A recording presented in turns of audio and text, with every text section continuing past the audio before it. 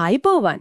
අද අපි කතා කරන්න යන්නේ නීතිය පැත්තෙන් ගත්තම ගොඩක් දෙනෙක්ට වැදගත් වෙන මාතෘකාවක් ගැන. ඔව්. ඒ තමයි ශ්‍රී ලංකාව ඇතුලේ ප්‍රකාශිත භාරයක්. අර එක්ස්ප්‍රස් ට්‍රස්ට් එකක් කියන්නේ. ඒකක් හරියටම නීත්‍යානුකූලව පිහිටවන්න නම් මොනවද සම්පූර්ණ වෙන්න ඕන මූලික දේවල් කියන එක. ඊටාම හොඳ මාතෘකාවක්. මොකද මේක ගොඩක් වෙලාවට දීපල පැවරීම් වලදී එහෙම අදාළ වෙනවා. ඔව්. අපිට මූලාශ්‍ර විදිහට තියෙනවා අර 1917 භාර ආඥාපනත. ඔව් ඒක තමයි ප්‍රධාන මේක. ඊට පස්සේ 2008 දී ඒකට ආපු සංශෝධනක් තියෙනවා. අදාළ නඩු තීන්දු විද්වත් මත මේ ඔක්කොම අපි බලනවා. හොල්ලයි. ඉතින් අද අපි බලමු මේ තොරතුරු වලින් හරය අරගෙන මේ භාරයක් කියන්නේ මොකක්ද? කවුද මේකට සම්බන්ධ වෙන්නේ? මොනවද හරියටම වෙන්න ඕන දේවල් කියලා පැහැදිලිව කතා කරගන්න. හොඳයි. සරලවම කිව්වොත් ප්‍රකාශිත භාරයක් කියන්නේ කවුරු හරි කෙනෙක් අපි කියනවා භාරයේ කර්තෘ. එහෙම නැත්නම් සෙට්ලර් කියලා. යා හිතාහතාම යම් කිසි අරමුණක් වෙනුවෙන් තමන්ගේ දේපලක් තව කෙනෙක්ට ඒ කියන්නේ පාරකරුට ට්‍රස්ටි පවරනවා. හරි. ඒක පවරන්න තුන්වැනි පාර්ශවයකට ඒ කියන්නේ ප්‍රතිලාභයට බෙනිෆිෂියරියට ප්‍රයෝජනයක් ලැබෙන්න. ඒ කියන්නේ තුන්කොන් ගනුදෙනුවක් වගේ? ඔව් ඒ වගේ තමයි. 2018 සංශෝධනයෙන් කියනවා මේක සාමාන්‍ය ලිඛිත ලියවිල්ලකින් තමයි වෙන්නේ කියලා. හරි. එතකොට මේක නිකම්ම කරන්න බෑ. නීතියෙන් පිළිගත්තු විදියක් තියෙනවා. අනිවාර්යෙන්ම භාරාඥාපනතේ දෙවෙනි පරිච්ඡේදයේ කියනවා වළංගු ප්‍රකාශිත භාරයක් වෙන්න නම් මූලික අවශ්‍යතා පහක් සම්පූර්ණ වෙන්න ඕනේ කියලා. මොනවාද ඒ පහ? පළවෙනි එක පාර්ශ්වකරුවන්ගේ නෛතික හැකියාව. ඒ කියන්නේ ධාරිතාව capacity. දෙවෙනි එක අර කියන ත්‍රිත්ව නිශ්චිතභාවයන් three certainties.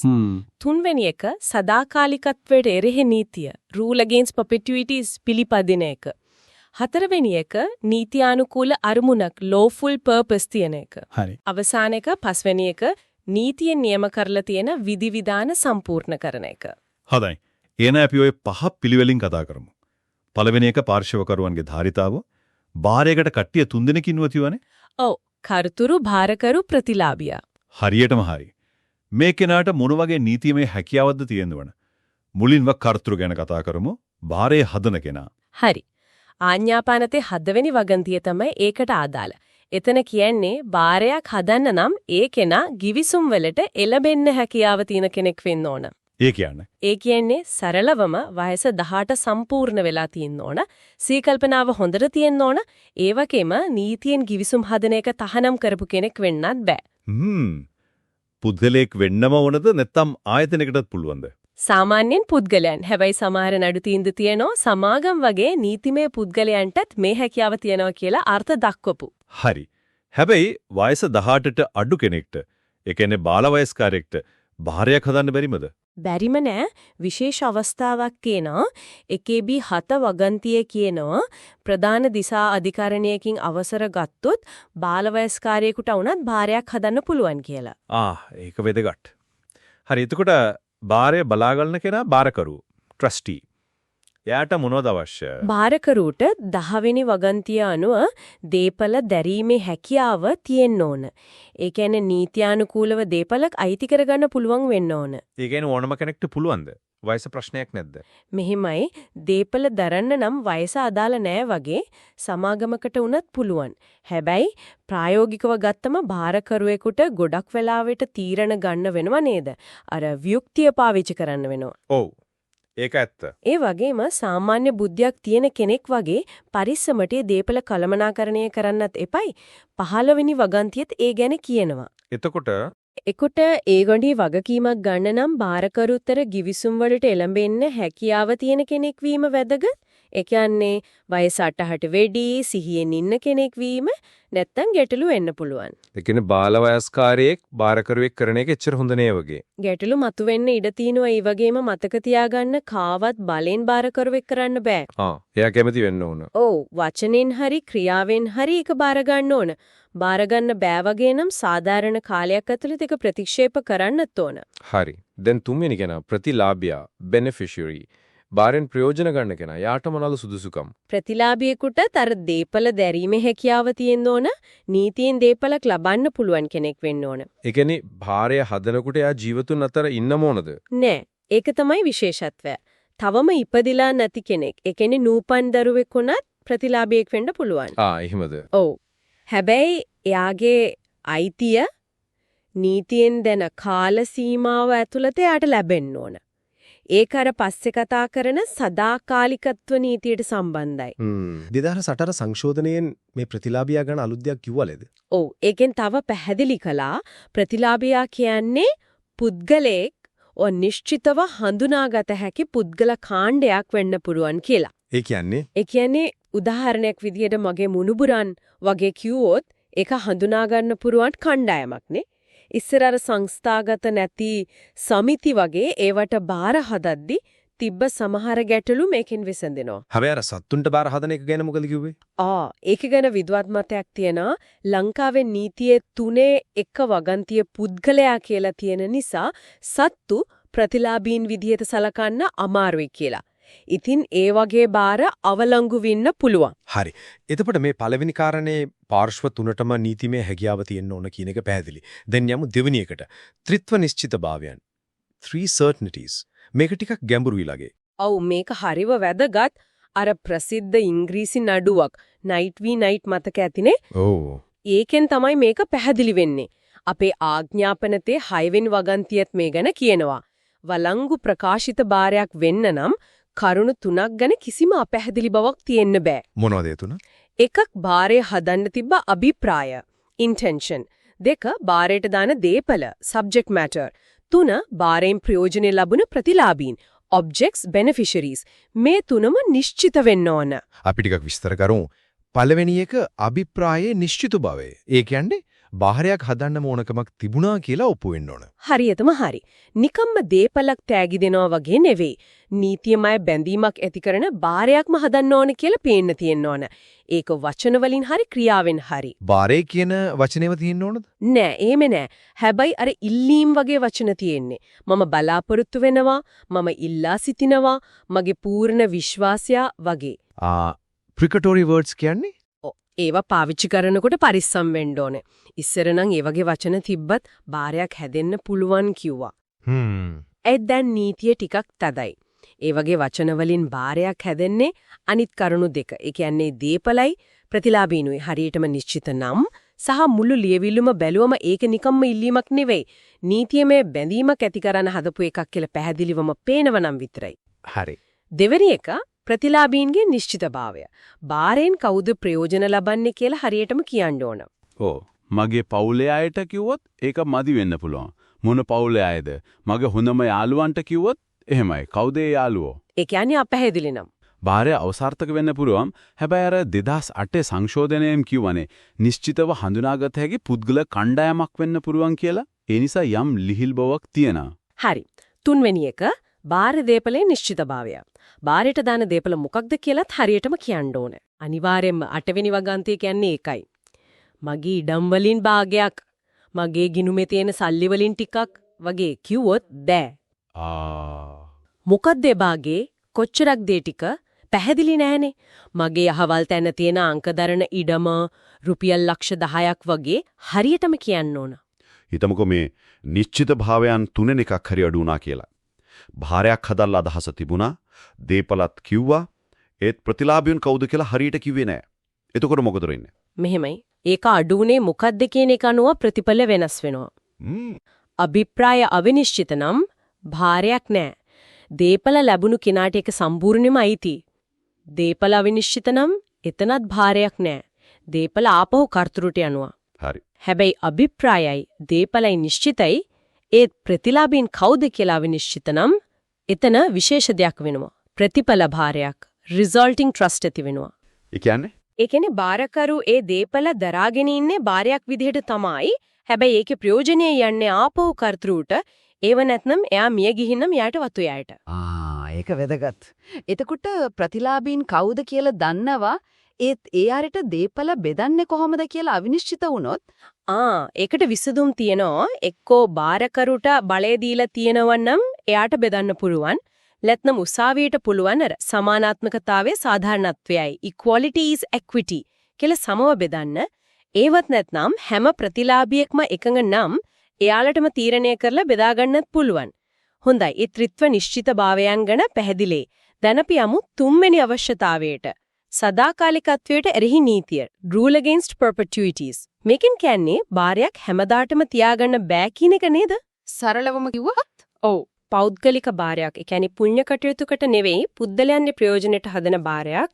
ඒක අවුරුදු 100 ගණන් પરම්පරා ගණන් දීපලක් එකතැන හිර කරලා තියන්න බෑ කියන එක තමයි මේ නීතියේ අදහස. ඒක ඉංග්‍රීසි නීතියේ නාක්පු එකක් අපේ ආඥාපනත 110 වෙනි වගන්තිය මේ ගැන කියනවා. ඒක කොහොමද ක්‍රියාත්මක වෙන්නේ? කාල සීමාවක් තියෙනවද? ඔව් ඒක ටිකක් සංකීර්ණයි. මූලික අදහස තමයි භාරයක අයිතිය කාට හරි ලැබෙන්න ඕනේ කියන්නේ වෙස්ට් වෙන්න ඕනේ නිශ්චිත කාල සීමාවක් ඇතුළත. ඒ කාල සීමාව ගණනය කරන්නේ බාරේ හදන වෙලාවේ ජීවත්ව හිටපු ආදාළ කෙනෙක්ගේ ලයිෆ් ඉන් බීන් කෙනෙක්ගේ ජීවිත කාලයත් එක්ක සම්බන්ධ කරලා.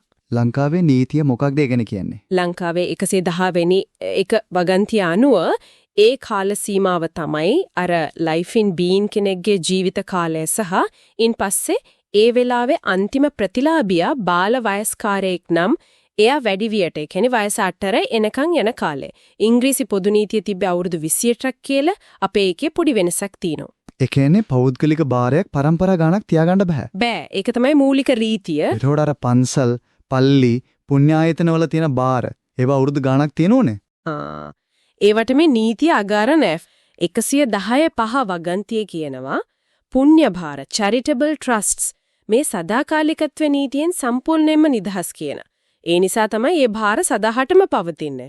හරි පැහැදිලි. දැන් හතරවෙනි කාරණේ නීත්‍යානුකූල අරමුණ lawful purpose. මේක නම් ඉතින් පොදු දැනුම වගේ නේද? නීති විරෝධී වැටකට බාර හදන්න බෑනේ. ඔව් ඒක තමයි. හතරවෙනි වගන්තියේ එක පැහැදිලිවම කියනවා භාරයක අරමුණ නීත්‍යානුකූල වෙන්න ඕන. ඒ කියන්නේ මොනවද නීති විරෝධී වෙන්නේ? නීතියෙන් තහනම් කරපු දෙයක් වෙන්න බෑ. උදාහරණයක් විදිහක මත්ද්‍රව්‍ය ජාවාරමක් කරන්න භාරයක් බෑ. වංචනික වෙන්න බෑ. වෙන කෙනෙක්ට හානියක් කරන එකක් වෙන්න බෑ. වෙන නීතියක් කඩන්න උදව් වෙන එකක් වෙන්නත් බෑ. ඒ වගේම උසාවියේ සදාචාර විරෝධී හරි මහජන ප්‍රතිපත්තියට පටහැන්නේ හරි කියලා සලකන දෙයක් වෙන්නත් බෑ. උදාහරණයක් විදිහට බදු ගැබනකෙන් බේරෙන්න භාරයක් හැදුවොත් ඒක නීති විරෝධී අරමුණක්. ඒ භාරය වළංගු නෑ. එහෙම නීති විරෝධී අරමුණක් තියෙන භාරයකට මොකද වෙන්නේ? ඒ දේපල ඒ භාරය මුලින්දලාම ශූන්‍යයි. void. ඒ කියන්නේ නීතියේ ඉස්සරහා එහෙම භාරයක් නෑ වගේ. එතකොට දේපල අර කලින් කිව්වා වගේ ප්‍රතිඵල භාරයක් ඇති වෙලා ආපහු කර්තෘට හරි යගේ වතුයායට හරි යනවා. ඒක 85 88 වගේ වගන්ති වලින් ආවරණය වෙනවා. හයි. එතකොට එකම භාරයේ අරමුණු දෙකක් තිබිලා එකක් නීතියානුකූලයි අනික නීති විරෝධී වුණොත් ඒ දෙක වෙන් කරන්න පුළුවන් නම් නීතියානුකූල කොටස විතරක් වළංගු වෙන්න පුළුවන්. වෙන් කරන්න බැරි නම් මුළු භාරයම අවලංගුයි. හොඳයි. දැන් අපි යනවා අන්තිම 5 වෙනි අවශ්‍යතාවයට. නීතියෙන් නියමිත විධිවිධාන formalities. මේකෙන් කියන්නේ භාරයක් හදන්න නම් නිකම්ම කතා වෙලා බෑ. ඒකට නීතියෙන් කියන විදිහට ලියකියවිලි හැම ඕනේ කියන එක නේද? ඔව් හරියටම හරි. අනිත් අවශ්‍යතා හතරම තිබුණත් මේ විධිවිධාන හරියට කරලා නැත්නම් භාරය වළංගු වෙන්නේ නැහැ. පස්වෙනි වගන්තිය තමයි මේ ගැන කියන්නේ. ඒ විධිවිධාන මොනවද? හැම භාරයකටම එකමද? නෑ. භාරයට දාන දීපල වර්ගය අනුව පොඩි වෙනසක් තියෙනවා. ස්ථාවර දීපල වලට කොහමද? ඉඩම් ගෙවල් වගේ? ස්ථාවර දීපල නම් 5.1 වගන්තිය අනුව ක්‍රම දෙකයි. එක්කෝ අන්තිම කැමැති පත්‍රයකින්, ඒ කියන්නේ විල් එකකින් ඒ භාරය ප්‍රකාශ කරන්න ඕනේ. හරි. නැත්තම් අන්තිම කැමැති පත්‍රයක් නොවන, ඒ කියන්නේ non testamentary ලිවිල්ලක් වෙන්න ඕනේ. ඒක නිකම්ම ලිවිල්ලක් මදි. නොටාරිස්වරයෙක් ලවා සහතික කරපු notarially executed එකක් වෙන්න ඕනේ. නොටාරිස් කරපු එකක්ම වෙන්න ඕනේ. ඔව්. අර වංචා වැළැක්වීමේ ආඥාපනතේ කියන විදිහට ලියලා අත්සන් කරලා නොටාරිස් කෙනෙකුයි සාක්ෂිකරුවෝ දෙන්නෙකුයි ඉස්සරහා සහතික කරගන්න ඕනේ. හරි. එතකොට චංචල දීපල වලට සල්ලි වාහන බඩමුට්ටු වගේ දේවල්. චංචල දීපල වලට විධිවිධාන ටිකක් ලිහිල් 5.2 වගන්තිය අනුව ක්‍රම 3ක් තියෙනවා. මොනවාද ඒ? එකක් අර වගේම අන්තිම කැමැති පත්‍රයකින් පුළුවන්, දෙක අත්සන් කරපු ලිඛිත ලිවිල්ලකින් පුළුවන්. මෙතනදී නොටාරිස් කරන්නම ඕන නෑ. තුන්වෙනි ක්‍රමය. තුන්වෙනි ක්‍රමය තමයි දීපලයේ අයිතිය බාරකරුට භාර දීම, ඩිලිවරි. ඒ කියන්නේ ලිවිල්ලක් නැටුවත් පුළුවන්ද? ඔව්. මේක වැදගත්. චංචල දීපලකදී කවුරු හරි කෙනෙක් බාරකරුට ඒ දීපල බාර දීලා වාචිකව කිව්වොත් මේක අහවලා වෙනුවෙන් බාරයක් විදිහට තියාගන්න කියලා අනිත් අවශ්‍යතා අර නිශ්චිතභාවයන් හිම තියෙනවනම් ඒක වළංගු බාරයක් වෙන්න පුළුවන්. ඒක නම් හිතුවේ නෑ. හැබැයි මෙතින් වාචක එකඟත ඔප්පු කරන්න අමාරුයි නේද? ඒක තමයි ප්‍රශ්නය. ප්‍රායෝගිකව ගොඩක් අමාරුයි. ඒ නිසා හැම වෙලෙම ලිඛිතව තියාගන්න එක තමයි ආරක්ෂිතම. හැබැයි මට මෙතන ප්‍රශ්නයක් තියෙනවා.